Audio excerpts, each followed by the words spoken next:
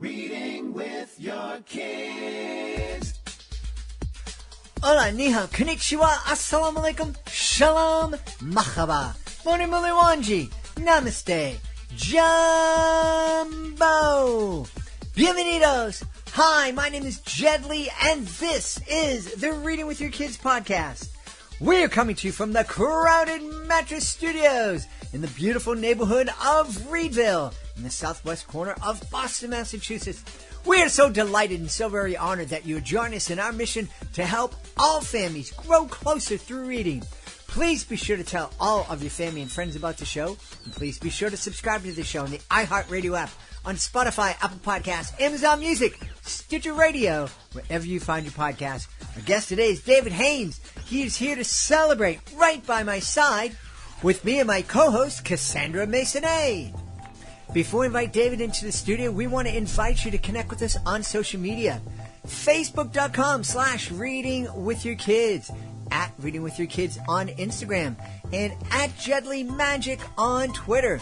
We would also love for you to visit our website, readingwithyourkids.com. You can find our blog on readingwithyourkids.com. We have all sorts of great information there. Our newsletter can be found there.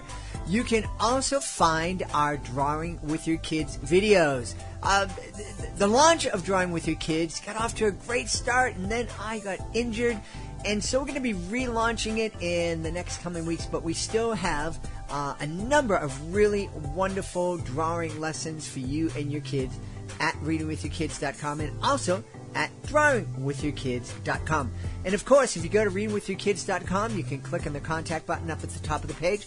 Let us know what we are doing great here in the podcast. Let us know what we are not doing so great at.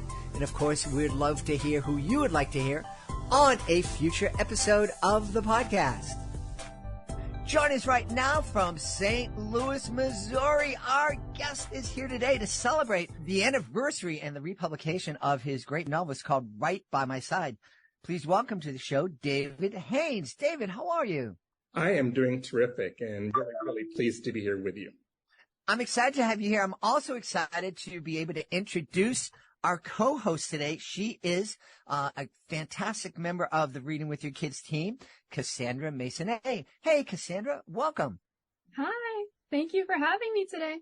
I'm going to let you lead this conversation because you are much more aware of what's going on and Right by My Side. But before you do, David, can you just give me a quick synopsis about the book and what it's all about? Okay. There's every writer's favorite question, which is how do you get it all into one quick elevator pitch? So the elevator pitch is, it's a story narrated by a young man named Marshall Finney. And the opening of the book, Marshall's having, I think, what I would describe as maybe general, typical teen angst, problems at school, problems at home, and has a couple of little temper tantrums, as teenagers tend to do. And things turn upside down when, at the end of that opening, when his mother decides to leave the family.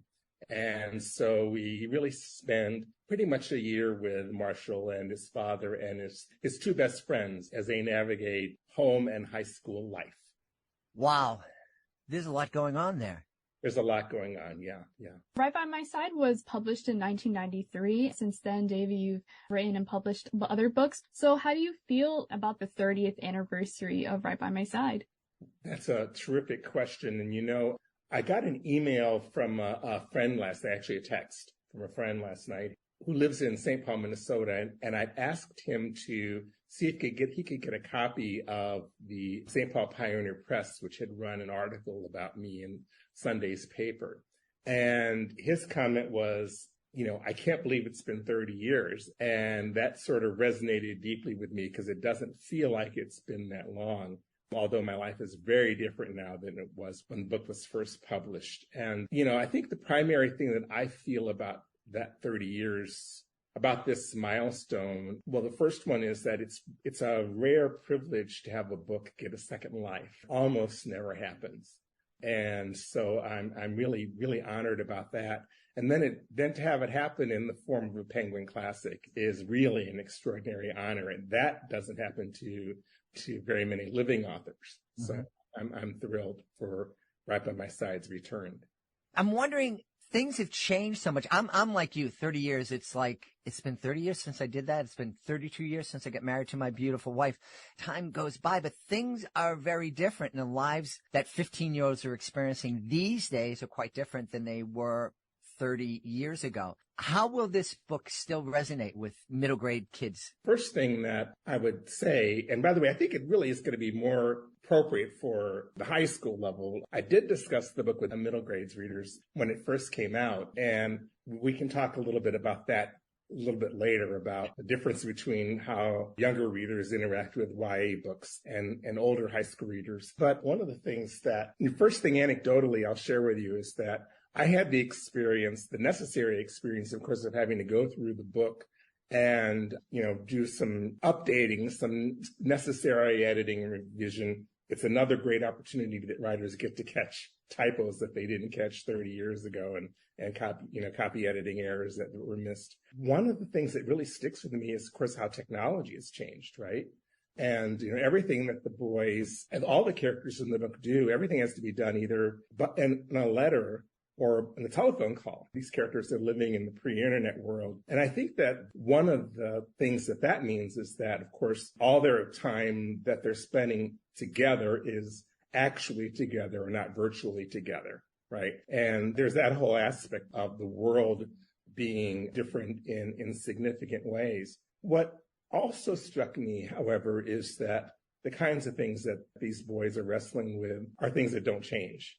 Issues with family, issues with peers, having to think about one's responsibility to the community, one's responsibility to your friends, and also, I think, what it means to be maturing and coming into your own self and coming into adulthood. Those are things that, of course, you would read those same kinds of things happening in 19th century books.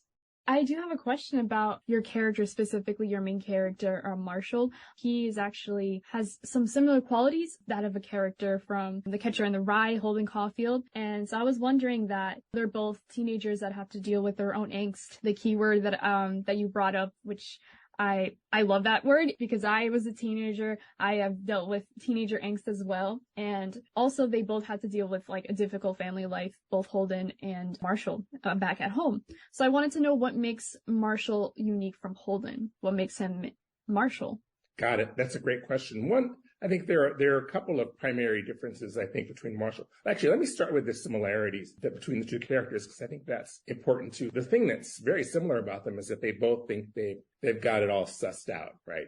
They both think they understand the world and how it works. And they're both massively wrong about how they understand a lot of things. They're also right about a lot of things, right?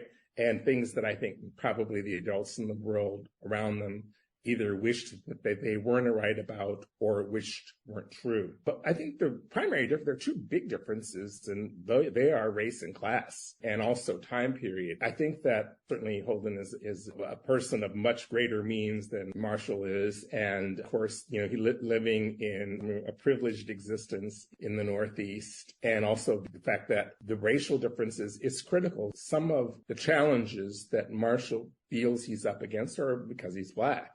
And I said feels because I think that one of the things that's important about the book is that I think that largely Marshall's problems aren't about being Black. Marshall's problems are largely about being a teenager, right? Something he shares with Holden.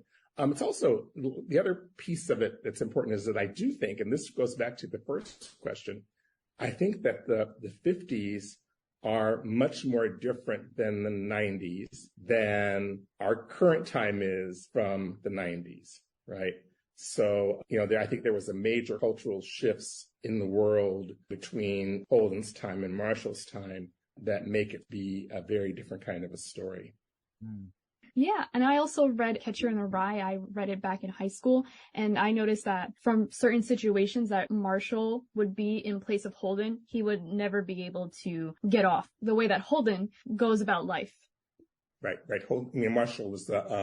Marshall has controls and restraints on his life that certainly Holden is free of. But that also makes Marshall, I think, both resourceful in different ways than Holden is. It also, of course, clearly shapes his rage at the world, which is present in his voice.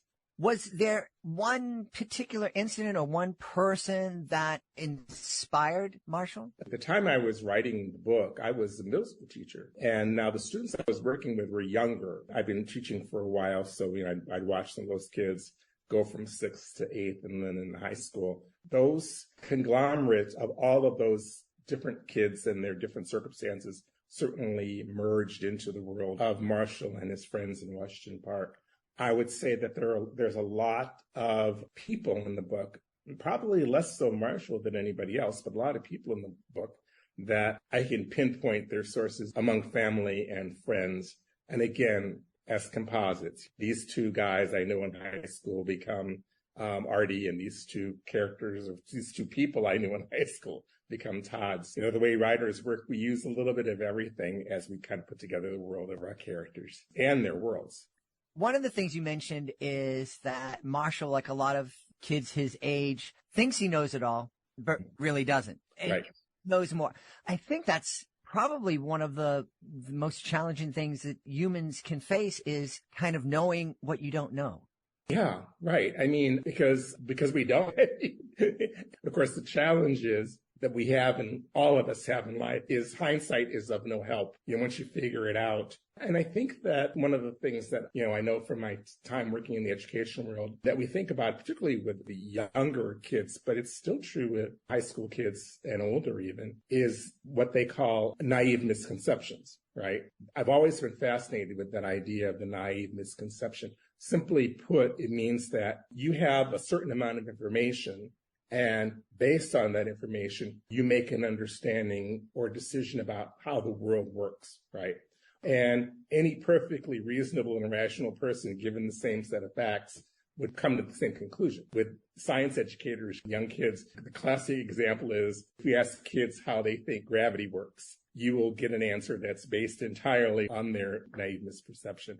I think in the case of Marshall, if you ask Marshall very specifically related to the story, what's going on with his mother and father, the answer that he would give you is just wrong, but it's based on the information that he has and on his own understanding and his own relationship with his mother. It's a perfectly rational conclusion. It's interesting that you chose Marshall's mom to leave, more so in the 90s. That didn't happen very often. It was usually the reverse. As it happens in the community where I was growing up, I have lost the timeline about when this happened, but definitely I know that part one of the story happened before I wrote the book, was that there was a woman in the area who did leave her family, just gone. That was never the most interesting part about that story for me. Part two was always the most interesting part of the story, which is, I believe it was something like 20 years later, she just came back, like nothing had happened. Her husband let her in, opened the door, and said, "Oh, sure, welcome back." I don't know what happened in those 20 years, and I don't know if they weren't in constant contact. I was obsessed with the story of the sort of walking away and also later of the coming back. You're right. The idea of walking away from family is a revolutionary kind of idea, particularly walking away from your children, right? The fact that Marshall is abandoned in that way is the key catalyst in the book, right? Feelings of alienation and, again, another source of his rage. So we talked about how Marshall's mother left the family, and I was very curious to know how that changes the relationship between Marshall and his father, and I wanted to know how that impacts them, whether positive, negative, or not even at all. Great question. I think the thing that interested me most as I was writing the book, and it was a great rediscovery for me when I was doing the edits that were needed for the 30th anniversary edition, I was really drawn back to the ways in which I think younger people and maybe even adult children don't really understand the relationship between their parents. In the course of the book, we watched Marshall go from being frustrated with his father to deciding that he's going to be father's caretaker and supervisor. For me, that's sort of this really interesting shift that happens sometimes actually, I think it probably happens pretty often in families of kids where the parents are having some sort of crisis or some sort of personal tragedy that may or may not affect the kid. We watch the kids, really quite quickly become caretakers. And so I think that's one of the most interesting tensions for me in the book is that whole idea of that parent-child dynamic where ultimately they're both taking care of each other in really profound ways. And many of those ways Marshall doesn't really understand. Oh, that's really beautiful. You mentioned something earlier, David, about the difference between middle grade readers as compared to the high school readers. Can you kind of touch on that a little bit? There's an important developmental change that happened in those couple of years between, I would say, that kind of middle grades, 5th through 8th grade, and then the high school, the 9 through 12.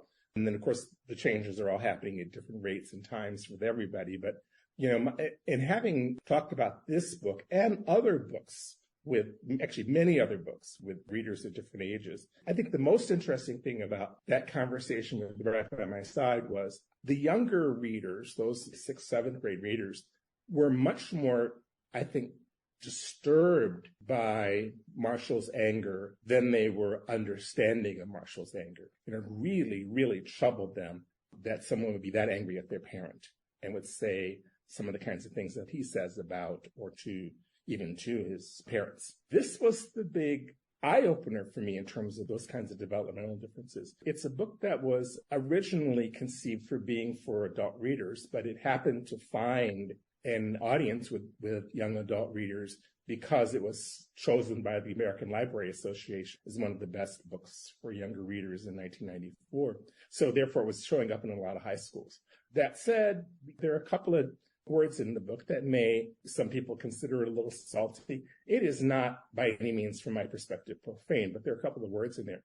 And this was a big surprise for me that the younger readers, I never heard a high school student object to any of the language in the book. Whenever I talked about it with middle school students, they always objected to it. And I think there's a lesson in there, I think, for parents and for people who share books with younger readers. And that is, kids are pretty good about setting their own boundaries about what they're comfortable with and what kinds of books they feel are a problem for them. And they identify them and they'll tell you, I don't want to read that or I'm not ready to read that. God, I don't know about you, Cassandra. I think that's really important for parents to listen to. Yeah, absolutely. Growing up, I can understand that when I looked at teenagers, I always thought, oh, they're so angry all the time. And then when you become a teenager, I had to deal with a lot. I had to deal with so much. And I can't imagine that this is what also my siblings have to deal with and other kids anywhere have to deal with. And I think it's so important, especially to just hear your children. I know they might sound like they're being dramatic, but there's always something more than what they're saying. My years, I taught at the K-12 level, primarily in middle school for 15 years. And I found that the parents who knew their kids best were always very clear about these kinds of things with kids, that, what they're ready for, what they're not ready for. And I'm not saying that I was intentionally or there were problematic situations coming up on the regular. There weren't in my school or in my classroom. But this applies to all kinds of things. For example, being in 6th grade, there would be sometimes some of the older or more mature kids would start to think about the opposite sex and those kinds of things and be interested in dating or whatever, or having a boyfriend or girlfriend. And, it would be not uncommon for parents of some of the kids who were less mature. He's in no way ready for any of those kinds of things. That is the farthest from what he's thinking about, because the kid would come home and talk about, so-and-so was going out with so-and-so and the parent would, we'd have a little giggle over the fact that their kid was really not anywhere near ready for that. So it's true with the books, right? And any kind of media. Pay attention to your kids. They know what they're ready for, and they'll tell you, this movie, I don't want to see that. Absolutely. So you had mentioned that you had made some edits to the 30th anniversary book. So could you explain what those kind of edits were? I love these questions. One of the things that's fascinating, and I'm actually writing a short essay about this right now, is it's kind of a do-over, but it's not really a do-over. I mean, they're not really asking, for that matter, allowing major edits when you're doing a project like this. The main thing that they ask you to do is, it's your opportunity to catch those things that slip through the copy editing the first time time. And it's been my experience that even with really outstanding copy editing, one or two things will slip through. And sometimes it's in the final printing that the error shows up on the page for some reason. Back then, there was something on the print plate or something, a comma or whatever. You just don't know. But it was an opportunity to get those things. But the other thing that I did was I made a decision about this, is there are some things and some ways of belittling people that Marshall had that the culture's changed so much in the last 30 years. It really hit differently to hear him use certain words to talk about people. I'm not even going to rehash those words. I changed. In one case, there was, I think, 4 occurrences, and I went through and I changed all of those in ways that are seamless. I mean, if somebody were to go through the first edition and compare it with this new 30th anniversary edition, you might be able to find them, but it would take some really, really careful word-by-word analysis. So that was one of the things. I was tempted, very tempted, to change some of those technological things. But I realized there was no way to do that wasn't anachronistic. It's that interesting problem that I think a lot of screenwriters have had to deal with over the last 20 years. Actually, I should say old school screenwriters and television writers. It used to be that communication problems were because the character left the room before the phone rang, right? And so now there's all these contrivances where people have to forget to charge their phones or leave their phone in the restaurant or whatever in order for that kind of drama to take place. There wasn't a lot of that, but it was tempting to think about some of those kinds of ways communication has changed, and I resisted those. I would say that the other things were minor. So I'll say one thing that was fascinating about this was that process actually began as soon as my agent told me she was going to start circulating the book and that she had a plan for it. I opened up the manuscript again and started looking at it because I hadn't looked at it in a long time. And so even right then and there, I started writing and thought, I gotta change that. What they sent back for me to revise, the original printed book, they had the compositor just make that into a new file. At that point, restraint was on. So it's a fascinating process. What I'm really interested in is the whole idea. Any writer, when you go back and look at your work, there's regrets. Either I wish I hadn't said it that way or I wish I hadn't published this, right? So we're way beyond all of that. It's going to be what it is. And so a lot of it is sort of coming to terms with the writer that you were in a previous part of your life. Right. Can we talk about the opening line of the book? I thought it was so attention-grabbing. I'm a very dangerous boy. I've been known to say almost anything. I wanted to know where you came up with that line. How'd you come up with it? Interestingly enough, I just wrote an essay about that for my friend Sarah Stone. She has a blog on her website that is called the Marvelous Paragraph Project. And in the Marvelous Paragraph Project, Sarah asks people to write about the first paragraph of a book that they love. I'd been thinking about doing it for a long time, but I did decide to go ahead and do it. So I wrote about that first paragraph. And the main thing I wrote about it, and I'm going to really suggest people read the piece I wrote. I know that when I wrote it, I was really focused on the first line of that paragraph, which is Marshall declaring how dangerous he was. And then now I realize the important part of that paragraph is the second line, that he'll say almost anything. So what I wrote about was the idea of giving kids voice and the importance of getting voices out in the world, particularly now when voices are being embargoed and legislated against. And just one other thing to say about that, people hear dangerous and they think about all the stereotypical ways that like teenagers are thought of as being dangerous. And the real focus here is what's dangerous is actually having a voice and being heard. That essay is in the Marvelous Paragraph Project on the blog of my friend Sarah Stone, a wonderful writer, and is also a colleague. I want to ask you, David, where can we go to find out more about Right by My Side, the special anniversary edition of it?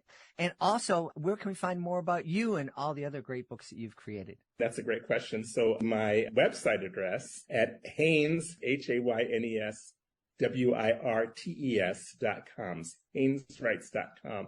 And there you can find out my other books and more about Right by My Side, which is what we're featuring on the website right now. Putting up other content that people can enjoy about me and about the books. I hope folks will dig in. Well, we've had a really great time speaking with the author of Right by My Side. It is a Penguin Classic. Our guest has been David Haynes. David, thanks so much for being with us. It's been my great pleasure. Thank you so much for having me. We hope you enjoyed this episode of the Reading with Your Kids podcast, and we can't wait to share the next exciting episode with you. In the meantime, we want to thank the folks who made today's show so wonderful. Of course, we want to start by thanking our guest, David Haynes. Please be sure to check out Right By My Side. It is a new classic. Also want to thank my co-host, Cassandra Maisonet. And we want to thank the rest of my team, Fatima Khan, Rory Grady, Stephanie Davila, Jordan Saley, Will Cheever. I want to thank my beautiful wife for all the support she gives me. And I have to tell you, during my convalescence, she has been a lifesaver. Such a huge support of me. I am so grateful that her and I have been married for the last 32 years, and I hope that we get to spend at least another 32 years together here on Earth, and then forever in heaven. That would be awesome. We also mostly want to thank you. Thank you so much for taking the time to join us today, and as always, thank you so very much for taking the time to make the world a better place by reading with your kids. I'll be looking for you in the next edition of the Reading with Your Kids podcast.